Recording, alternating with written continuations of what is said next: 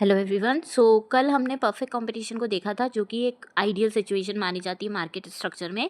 लेकिन real world में हमें जो मार्केट मिलता है ना, जैसे टूथपेस्ट, सोप या क्लोथ्स, जिन्हें हम यूज़ करते हैं, वो हमारा मोनोपोलिस्टिक कंपटीशन कहलाता है। इससे जो होते हैं इम्परफेक्ट कंपटीशन को ही का ही एक पार्ट माना जाता है, क्योंकि जहाँ कंपटीशन तो है लेकिन परफेक्ट नहीं है। इसके 3 मेन पिलर को हमको याद रखना है कि बहुत सारे बायर सेलर होते हैं, प्रोडक्ट में डिफरेंशिएशन होता है, मतलब एक प्रोडक्ट कि अलग-अलग तरीके से उसको बेचा जाता है। ब्रांड्स अलग हो सकती है, पैकेजिंग अलग हो सकती है, डिज़ाइन अलग हो सकती है, और फर्म्स जो होती है वो यहाँ पर फ्री एंट्री एग्ज़िट होती है फर्म्स की, ठीक है?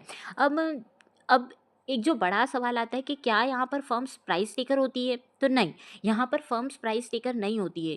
परफेक्ट कॉम्पिटिशन में प्राइस टेकर होती थी, पर यहाँ पर नहीं होती है। यहाँ पर हर फर्म के पास थोड़ी-सी मोनोपोली पावर होती है, मतलब अपने ब्रांड की वजह से या अपनी पैकेजिंग की वजह से इसका जो डिमांड कर्व होता है ना, वो हॉरिजॉन्टल नहीं होता है, बल्कि डाउनवर्ड स्लोपिंग होता है, क्योंकि यहाँ फर्म्स के पास थोड़ी सी तो पावर होती है, प्राइस टेकर होती है वो, है ना?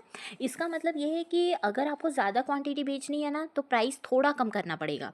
और परफेक्ट कंपटीशन के मुकाबले यहाँ जो डिमांड कर्व होता है वो ज़्यादा इलास्टिक होता है। वहाँ इलास्टिक था, हॉरिजॉन्टल था, यहाँ इलास्टिक होता है। क्लोज सब्सिट्यूट बहुत ज़्यादा मिल जाते हैं। अगर कोलगेट महंगा हुआ तो लोग पेप्सोडेंट खरीद लेंगे, क्लोजअप को खरीद लेंगे। समझ आया? क्योंकि है तो वो टूथपेस्ट ही ना।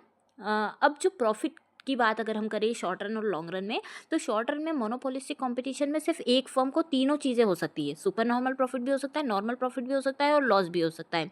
ये डिपेंड करता है कि आपका ब्रांड कितना स्ट्रांग है। लेकिन लॉन्ग रन में कहानी थोड़ी-सी बदल जाती है, कि क्योंकि यहाँ पर फ्री एंट्री होती है, तो अगर कोई फ़र्म बहुत ज़्यादा प्रॉफ़िट कमा रही है ना, तो नए जो ब्रांड्स मार्केट में आ जाएँगे, और इससे जो पुरानी फ़र्म्स का मार्केट शेयर है, वो थोड़ा-सा गिर जाएगा, है ना? तो प्राइस नीचे गिर जाएँगे। फाइनल रिज़ल्ट अगर हम देखें तो क्या होगा कि लॉन्ग रन में सभी फ़र्म्स सिर्फ़ नॉर्मल प्रॉफ़िट कमा पाती हैं, मतलब प्राइस इक्वल्स टू एटीसी। इसी को तो हम नॉर्मल प्रॉफ़िट बोलते हैं लॉन्ग रन में।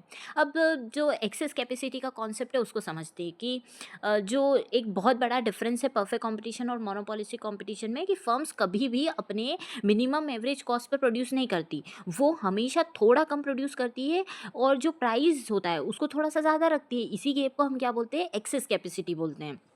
इसका मतलब है कि जो रिसोर्सेज का फुल यूटिलाइजेशन नहीं हो रहा है, साथ ही जो यहाँ जो सेलिंग कॉस्ट है, जैसे एडवर्टाइजिंग हो गया, मार्केटिंग हो गया, ये बहुत ज़्यादा रोल प्ले करते हैं, जो परफेक्ट कंपटीशन में बिल्कुल नहीं होते हैं। परफेक्ट कंपटीशन में मार्केटिंग का कहीं भी पैसा नहीं लगता है, ठीक है? अब हमने इस वाली वीडियो में इम्परफेक्ट कंपटीशन का एक पार्ट है मोनोपोलिस्टिक कंपटीशन, उसके बारे में पढ़ा।